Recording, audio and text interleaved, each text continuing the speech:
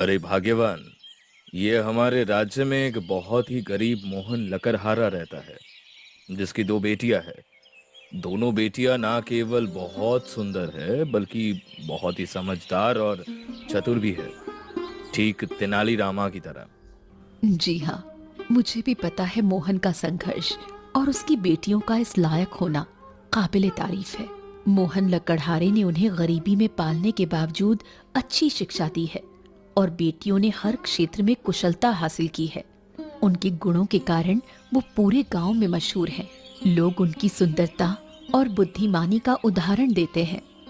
हाँ, काश हमारे पास भी ऐसी बेटियां होती जो हमारा नाम ऊंचा करती। मेरे पास 3 रानियां हैं और उनके एक एक राजकुमार हैं। मैं स्वयं तो बहुत बुद्धिमान और नीतिज्ञ हूं, लेकिन मेरे तीनों राजकुमार इसके बिल्कुल विपरीत, मूर्ख और आलसी हैं। मंत्री शांतनु, मुझे इस बात की बड़ी चिंता है कि मेरे राज्य का भविष्य इन राजकुमारों के हाथों में कैसे सौंपा जाएगा। जब तक राज्य के मंत्रियों और विद्वानों का मार्गदर्शन है, राज्य सुखी और संपन्न है, लेकिन मुझे डर है कि मेरे बाद क्या होगा। महाराज, क्या आपने राजकुमारों के लिए विवाह का प्रस्ताव भेजा था?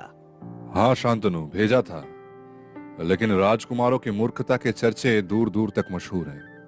हर जगह से यही जवाब आया कि ऐसी बुद्धिहीनता के साथ कोई भी राज्य अपनी बेटी का विवाह नहीं करेगा। अब बताओ मैं क्या करूं? महाराज, इसी वजह से राजकुमारों की विवाह के चर्चे राज्य भर में मजाक बन गई है और प्रजा में तरह तरह की बातें होने लगी है। महाराज, लोग आपके प्रति श्रद्धा तो रखते हैं, पर राजकुमारों की मूर्खता पर। तो मंत्री महोदय, मैं क्या करूं? मेरी इस समस्या का समाधान करिए आप। महाराज, क्यों ना हम एक प्रतियोगिता का आयोजन करें?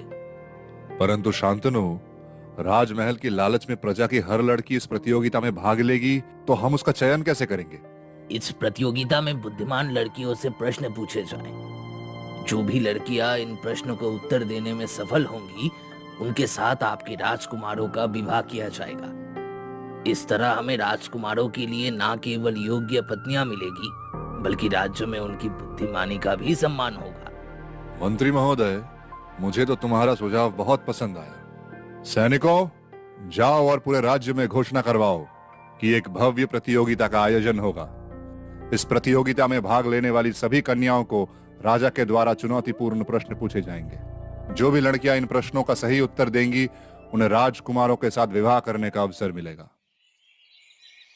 राज्य भर की लड़कियों ने इस प्रतियोगिता में भाग लेने के लिए नामांकन करवाया। सबकी निगाहें इस प्रतियोगिता पर टिकी है कि कौन सी लड़की इस चुनौती में सफल होगी और किसका विवाह राजकुमारों से होगा। बेटा, हम बहुत गरीब हैं और तुम इस प्रतियोगिता में भाग लेना क्यों चाहती हो? तुम दोनों ये सोच रही हो अगर कि तुम राजमहल की शान बनोगी। ये संभव नहीं है बेटा।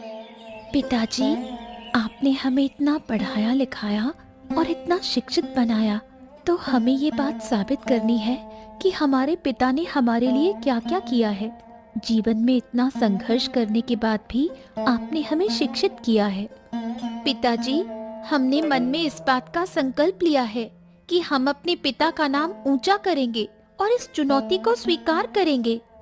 ठीक है बेटा, जैसी तुम्हारी मर्जी। मैं तुम्हारी ख्वाहिशों और स्वतंत्रता पर कभी प्रतिबंध नहीं लगाया है। तुम आजाद हो, तुम्हें जो सही लगता है जरूर करो, पर याद रहे, ऐसी कोई भी काम मत करना जिसमें तुम्हें शर्मिंदगी महसूस हो।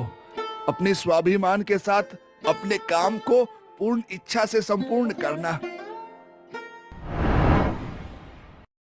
प्रतियोगिता शुरू होने वाली है और जाओ मंच पर जाकर राजा के प्रश्नों का उत्तर दो।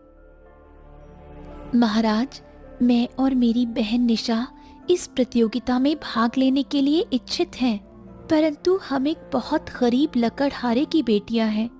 क्या हम इस प्रतियोगिता में भाग ले सकती हैं? मैंने ये प्रतियोगिता इसलिए रखी है कि मैं देखना चाहता हूं कि मेरे राज्य में लड़कियां कितनी चतुर और शिक्षित हैं। इससे तुम्हारा पिता का कोई लेना देना नहीं है। एक राजा के लिए सबसे बड़ा गुण क्या होना चाहिए? राजा का सबसे बड़ा गुण न्यायप्रियता है। एक राजा का कर्तव्य है कि वो अपने राज्य के सभी नागरिकों के साथ न्याय करे, चाहे वो अमीर हो या गरीब। राजा का न्याय ही उसकी असली शक्ति है। अगर तुम्हें राज्य की सबसे बड़ी जिम्मेदारी दे दी जाए तो सबसे पहला काम क्या करोगी? मैं शिक्षा का प्रचार करूंगी। अगर लोग शिक्षित होंगे तो वो सही और गलत का निर्णय ले सकेंगे और राज्य की उन्नति में योगदान देंगे। अरे ये लड़कियां तो बहुत ही चतुर और बुद्धिमान हैं। इन्होंने राजा के सवालों के सही उत्तर दिए और कोई लड़कियां इतनी कठिन सवालों के उत्तर नहीं दे पाई जो इन्होंने दिए। अच्छा ये बताओ, अगर तुम्हें एक ऐसा आदमी मिलता है जो गरीब है लेकिन ईमानदार और मेहनती है, तो क्या तुम उसका साथ दोगी या किसी राजकुमार का जो समृद्ध है लेकिन मूर्ख? मैं उस आदमी का साथ दूंगी जो ईमानदार और मेहनती है। समृद्धि अस्थाई है लेकिन चरित्र और ईमानदारी सदा रहती है। मैं किसी का साथ उसके गुणों के आधार पर दूंगी, ना कि उसकी संपत्ति के आधार पर। महाराज, ये लड़कियां मुझे समझदार लग रही है।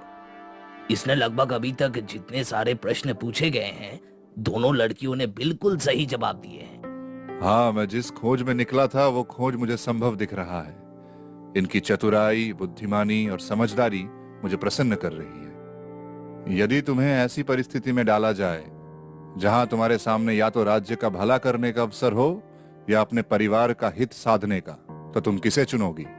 महाराज जी, अगर परिवार और राज्य के हित में किसी एक को चुनना होगा तो राज्य का भला पहले होगा।